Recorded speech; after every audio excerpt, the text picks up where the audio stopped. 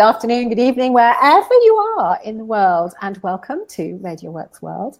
I am the Miracle Molecule host, Dr. Gill Barham, and today I have one of my very special guests all the way from Croatia, and her name is SANJA PLAVLJANIĆ-ŠIROLA. Did I get it right? Yeah. Good, yes, just right. Right, wasn't it? I must improve my Croatian. So, SANJA, thank you very much for joining us today. I know it's an hour later over there, so it's 3 p.m. your time. It's 3 p.m. So it's the middle of the afternoon. So, SANJA, before we start our light-hearted conversation, I'd like to give you the opportunity, please, first of all, to tell us a little bit about you and specifically about your business, your work, what you're passionate about, what do you love to do? So I used to be an architect for 20 years. I ran my own office. But during that time, I was educating myself in many other fields that I really loved, I was educated to be an energy psychological like a coach for 4 years, and then I went 5 years to Feng Shui Academy, and then I attended many other smaller educations. All the while I was having my architectural office, and after 20 years I just felt I need a change, and it was not easy. For 2 years I was trying to find out what it is that I really want to do. And I discovered it while attending SANJA PLAVLJANIĆ-ŠIROLA's workshops, because I really loved her book, Your Heart's Desire. And it suddenly just came to me, like my heart opened, and I realized that this is what I want to do, to help other people make their dreams come true, like I made my dreams come true. So so I closed the office and I opened the new firm called Happy Day, Sretan Dan. It's in Zagreb in Croatia. And now for 9 years I've been working as a teacher, and it's a totally different life. Because as an architect, you have so many aspects that are not so nice, fun, and fulfilling. And in this job, I'm creating everything by myself. So I started with this Heart Desire workshop. It lasts for 10 weeks, once a week. And then it continued with many other workshops. It just developed by itself. So now I'm also organizing other people's workshops, and the firm is getting bigger and bigger, and more people know about it. So we are also organizing the retreats and weekends, talent weeks. There are so many ideas coming, and recently I changed also my website so that now it's really has the energy that I wanted it to have now, because we are changing and the things are changing. And I can just say that it's so rewarding to follow your heart and to follow your passion, and to really let go of the mind chatter and those head talks, because of course my head was having its say about my changing the job, like what do you want? Architecture is what you know how to do. You have clients, you have people employed. Like, what are you thinking, crazy woman? What do you want to change? Yes. We must know so many people like that, and particularly women. And you know that I'm all about the heart as well. I've written a book called The Heart of a Woman, How to Look After the Heart of the World. And it's relevant for men and for women. But I think as women, what I see is that we have various stages in our lives where, hormonally we're different, where our responsibilities are different. and actually being allowed and being able to adapt to those various different stages and to be able to grow into the person that you can be. I think for men, it's a very different path. I think their career paths are very different. The way that they grow up into men is a very different process from my view, particularly having brought up, men and women in my household. And so I love the fact that what you're doing is setting the example and actually being somebody that says it's okay to walk away from something, even if you're really good at it. It's okay for you to walk away from that and to start a new career and to really follow your passion and your purpose. So I really, what I felt at those years of change was that by staying an architect, I'm developing only a part of my skills, and that I'm so much more than just being an architect. And because I was educated to be one thing, I don't have to stay that one thing for the rest of my life. Yeah. So there's always a choice, and in all of us there are so many talents, so many desires from within that ask to be fulfilled, and we are so multifaceted beings that it's such a pity to restrain yourself to be just one part of yourself. So why not change a profession, maybe even 2 times in your lifetime, whatever makes you really, really happy. Yes. Okay, well, fabulous. Now, thank you for that. And I'm going to ask you a little bit more about business and work at the end of the call. But the rest of this light-hearted conversation is actually about you, Sanja.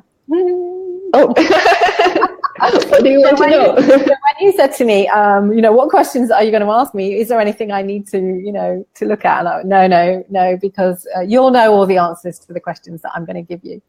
So just to explain a little bit, Sanja, a little bit of the background of the show and why I do what I do. I think I'm probably well over 40 shows now, and the aim is to get the top 52 shows that I've done, and the top 52 shows will go into a book called Your Heart Matters, Light-Hearted Conversations with People of Significance, like yourself.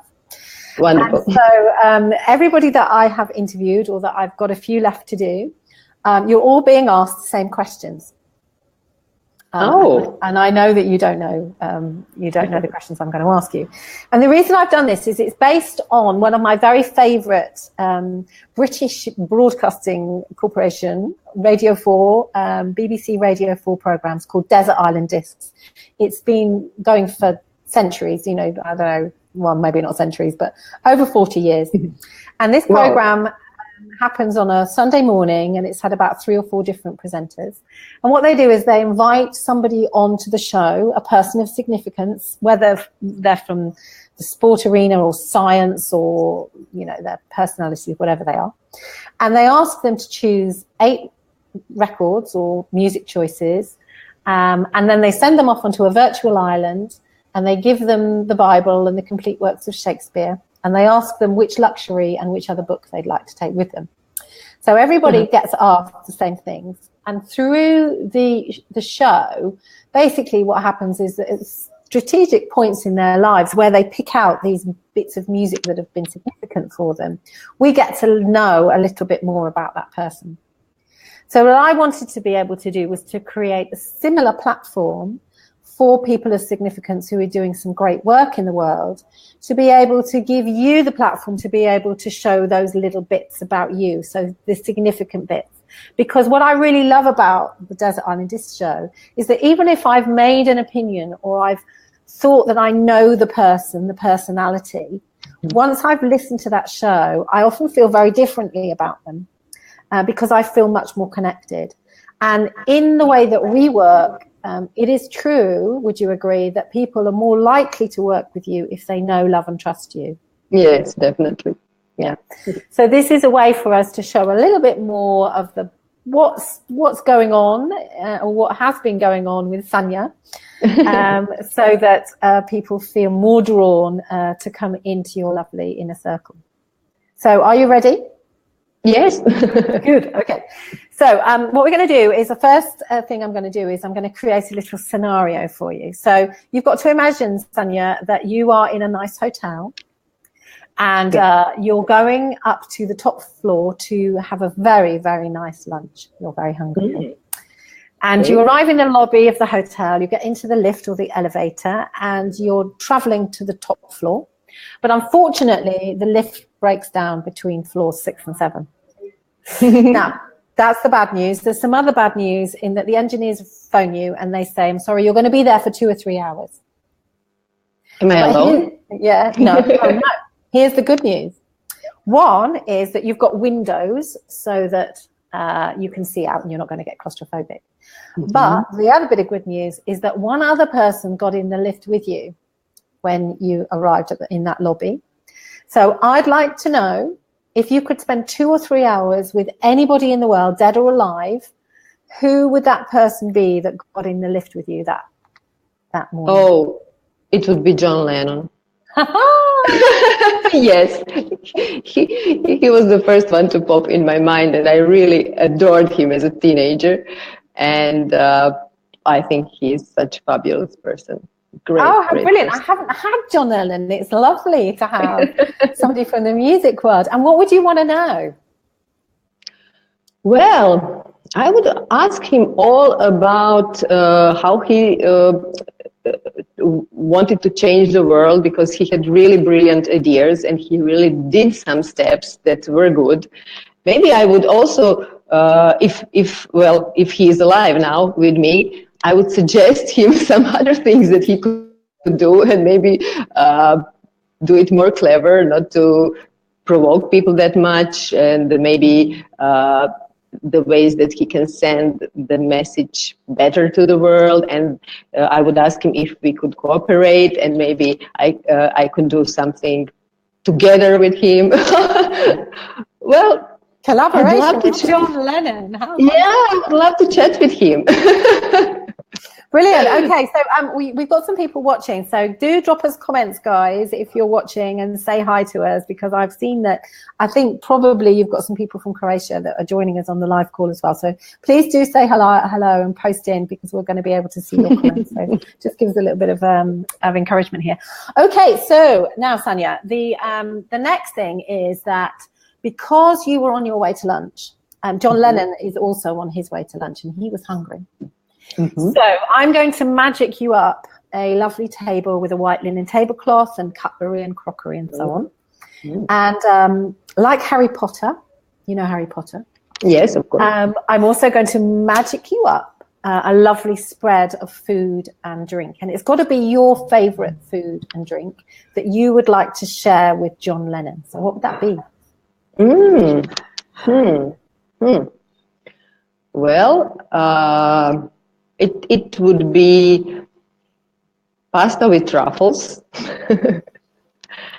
and then a lot of vegetables from the oven, the way my husband prepares it. He's a wonderful cook. And then we would have pumpkin soup, of course. And for the dessert, we might have chocolate souffle. Okay, so is pumpkin soup a traditional Croatian dish? No, not so much. There are pumpkin soups, but it's not so traditional. Oh, okay. But it's something traditional in your family? Well, in my family, yes. Yeah. And what would you drink? What would you share to drink? Well, I would suggest we get some natural squeezed juice. Okay. I do drink alcohol, but just to please people around me, and I would always choose the squeezed juice. Okay, fabulous. Thank you very much. So you and John Lennon, you're having a lovely lunch. Okay, so now what we're going to do is we're going to move to the 18-year-old Sanja. So Sanja, tell me where you were, what were you doing, where were you living when you were 18? Mm. Well, I lived my whole life in Zagreb, in Croatia.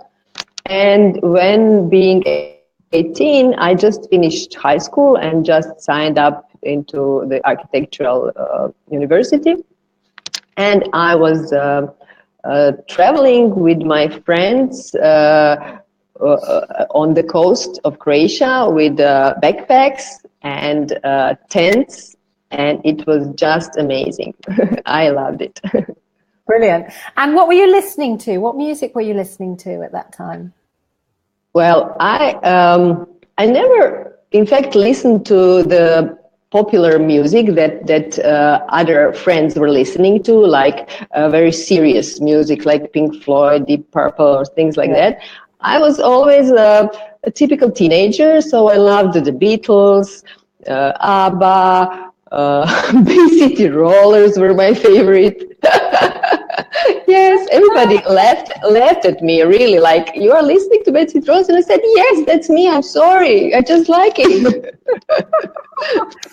Oh my goodness, I'd forgotten about the Bay City Rollers and the big wide trousers, the big bell-bottom trousers. Goodness me! Yes, and the tank tops that they used to wear as well. Goodness. Yeah, all those Scottish. Yeah. I'm half Scottish, so I probably shouldn't say that out loud, should I? So you had to like them. I had to like it. Yeah. Okay. All right. Brilliant. Okay, so that was 18. So now I'd like to take a little bit of a snapshot at the 35-year-old you, Sanja. So what was happening at 35? So at 35, I was married. I already had 2 little boys, and I was working at my architectural office. So I was living so-called like a normal life. Mm-hmm. And it's funny because all those years of living a normal life, I don't remember them clearly, because there was nothing that really made me alive. It was okay. It was nice. I loved being a mother. I also liked being an architect, but there was no real inner passion, like feeling of purpose, like feeling that you are on your soul's path. And only after I turned 38, I started attending those workshops and schools that really I felt the calling to go there. And so then at 35 then, were you blissfully unaware, if you like? Blissfully unaware, and it wasn't until later. Okay, brilliant. Okay, so thank you very much. Now I've got some quick sort of fire questions for you, with just kind of option questions. So are you a person that prefers to watch the television or listen to the radio? Radio. And do you prefer non-fiction or fiction to read? Fiction, definitely. Fiction. But self-help books are definitely something I like to read always. So a mixture of the two. And are you the oldest, middle, or youngest child in your family? Oldest. I mean, we are only 2. Okay. And when you were at school, particularly after you were 11, were you the goody two-shoes at school? Were you the class clown? Were you a bit of a handful, or were you always slightly under the radar? Well, I was a mixture, because in school I was really a good little girl with all the good grades and things like that. But after the school, I was the leader of climbing all the trees and always inventing some groups of like gangs, that we were building our shelters, fighting against each other. I loved Tarzan. He was my favorite character, so I had to climb really every tree in the neighborhood, and I was sometimes making the fellow kids go into some dangerous things, like jumping from the roof of a garage, or they could get hurt. But I felt like I wanted to show them we are invincible. We can do anything, and so we were really doing all those exciting things. And I think it came back later also when I started doing workshops, that same feeling came back again. Like I want to show the people that they can do anything and they can conquer anything and be anything. Interesting. That's really interesting, isn't it? Yeah. Cool. All right. And so what would you say at the moment, Sanja, is your best habit? Best habit? Oh my God, I never thought about that. Oh, my best habit is that I never worry. I'm totally worryless person. That's a brilliant habit to have. I agree with that one. Okay, so in that case, what's your worst habit? Oh, my worst habit is that I am always overloading myself with all the things. I mean, I like to do a lot of things, so I just want to do everything at once, and the time is limited, unfortunately, but I never see it as limited, so I just take on more, like, oh yeah, I want to do that and that and that, and then suddenly I don't have time for all that.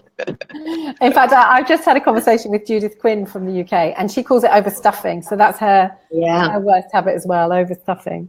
Okay, so when you're not overstuffing, what do you do to relax? I like to go for a walk, like with my husband. That's very nice. And the best relaxing thing is to do something how would you say domestic, really, like last weekend. Chores, but like last weekend I was doing pear jam. Oh yes, marmalade. Jam, marmalade. Yes. So that was so like relaxing and soothing, just to cut those pears, cook them, smell it, and just feeling warm and domestic, which usually I am always on the run and just want to do everything. And so when I do something like this, really like stay at home and that's the best. It's interesting. Both my youngest daughter and I cook for relaxation. We both love to cook, and we both, if we're feeling a bit she'll often say to me, I think I'll make a cake. That's her form of relaxation. Okay, now you probably don't know this about me. I know we're going to be spending some time together soon, so you will know more about it. Yes. I'm looking very forward to that. Yeah. But I trained as a singer before I did my nursing qualification, so singing is very important to me. So if I was at an event and I was on stage and I dragged you up on stage with me, or invited you, you might not need dragging, what would you choose as your karaoke song, Sanja? Oh, I don't know. I mean, I'm a really bad singer, but I don't mind if people can plug their ears or whatever, and I can sing. But once I sang on karaoke, Thank You for the Music from ABBA. I did think you might choose ABBA, actually. From what you said before. Because there she sings that she's got a talent, a wonderful thing. Everyone listens when she starts to sing, and I'm really terrible to listen to. So it's kind of funny when I sing it. I'm just probably again. It's interesting how people choose ABBA to sing at karaoke, but ABBA is actually quite difficult to sing. So it's probably not the best choice for people who can't sing or have struggled to sing. ABBA is actually quite difficult, interestingly. Okay, thank you very much. So now I have another scenario for you, and I just need to give you a little bit of a background for this one. So a couple of years ago, my husband Peter and I went on holiday to America for a whole month.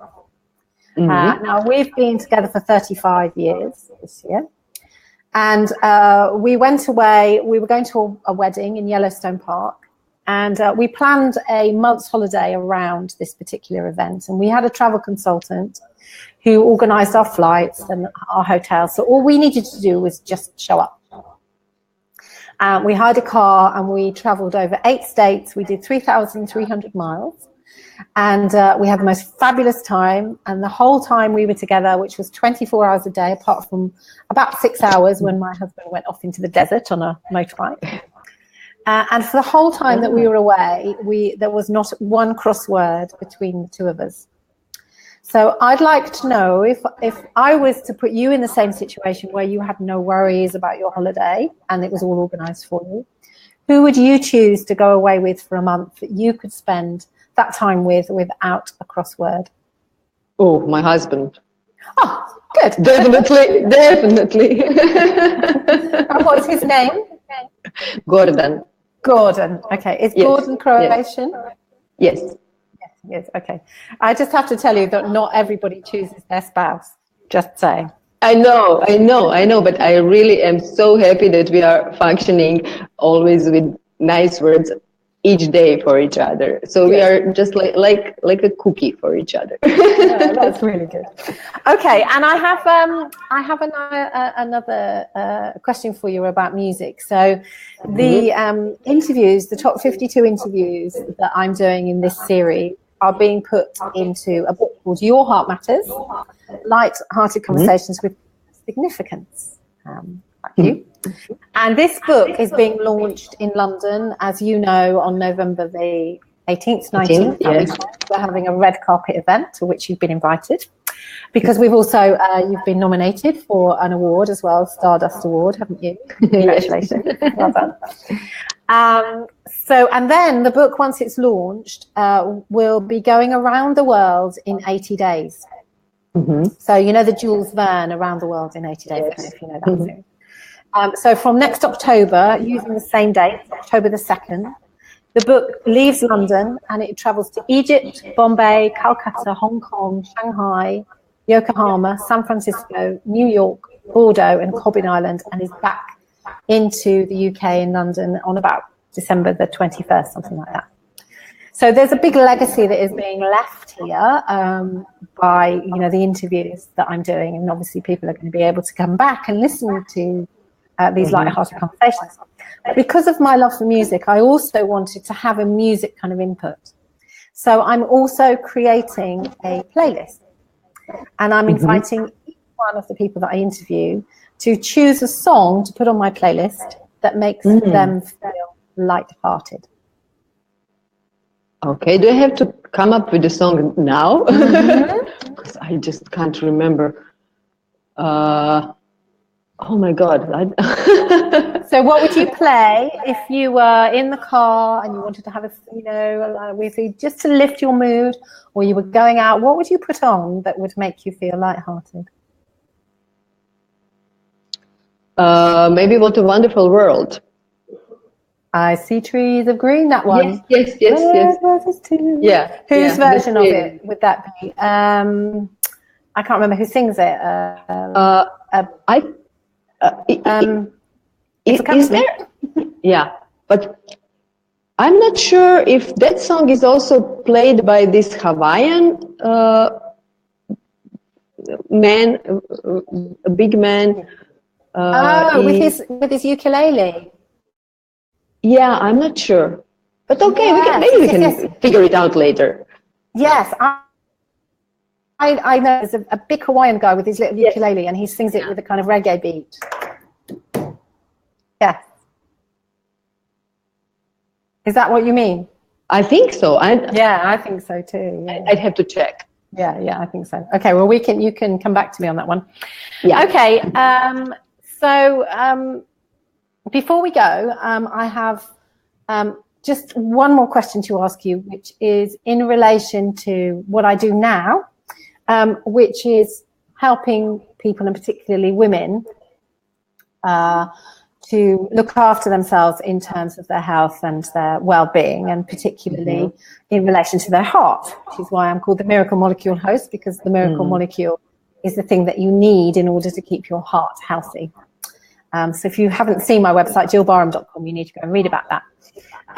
So what I'd like to know is, Sanja, what you do to look after your heart. So both the heart that you have, the physical heart that you have, with the heart that beats 350 million times in your lifetime, but also the heart that you have to give to the world. So how do you look after your spiritual and your emotional heart? How do you protect that?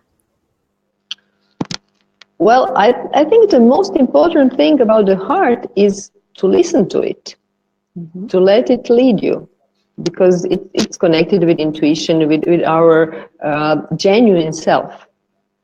So I think we are respecting and loving our heart if we are paying attention to what it has to say. And it says a lot. And it really leads us very gently every day. It's kind of the best GPS that everybody has. So if the heart says something is okay, then it's really okay. If the heart says be careful, then you should be careful. And the heart knows what would really make us happy, and it knows where we should go to really feel that we are living the life that we are at the right time, at the right place, and being who we need to be. Mm-hmm. So whether that's listening to your heart in terms of what you eat, how you exercise, how you move, how you sleep, what you read, who you're with, all of that is all about that heart intuition. Yes. It leads us all the time. We just don't listen sometimes. Fabulous advice. Listen to your heart. Yeah. Okay. So thank you very much. Now, I hope you've enjoyed our light-hearted conversation. Yes, very much. But before we go, I'd like just to give you the opportunity to tell us a little bit more about what's going on in terms of any events or what you're focusing on at the minute in terms of business. I'm going to put your Facebook page up for people to connect with you, because your website is actually in Croatian, but you do post in English and in Croatian on your Facebook page. So I'm going to drop that onto the screen. So if you'd like to tell us anything about, what you're passionate about that's coming up for you, then now's your moment. So I'm planning to go more international. Until now, I've been working only in Croatia and Serbia and adjacent countries. But I'm writing a book about the magic of life, which I'm really passionate about, to tell people that there is the stream of magic all the time, available to all of us, and we just need to adjust our vibration to it, and then we can really live magical life. So I'm planning to finish it by the end of the year and also translate it into English. And in Croatia, the season of workshop has just started, so I will have a lot of workshops and weekend workshops and long workshops in Croatia. And in spring, we'll have some retreats, and we are also planning some retreats for people that are not from our neighborhood. So it will be in English, but I need to do an English website, that's for sure now. The time has come, but it's just in the process. So, it will just explode. Brilliant. Okay, well, thank you very much for sharing all of that. I know we're going to meet, we're at the Association of Transformational Leaders in Europe. Hopefully, if Ryanair don't cancel this flight, they've already cancelled one of my flights this month. No, don't think about it. We're not even thinking about it. They're going to do this one because it's the only flight to the area. So we're hoping that they're going to honour that one. So thank you very much. It's very lovely to see you online, and I'm looking forward to seeing you in person. Thank you so much, Sheila. I'm so looking forward to meet you in person. Yeah, it's going to be great. So say goodbye to everybody that's watched us and everybody that's watching on the replay. Connect with Sanja, and we're going to watch this space and watch you go global. Thank you. Thank you. Looking forward to everything that is coming. And sending you all love, a lot of love.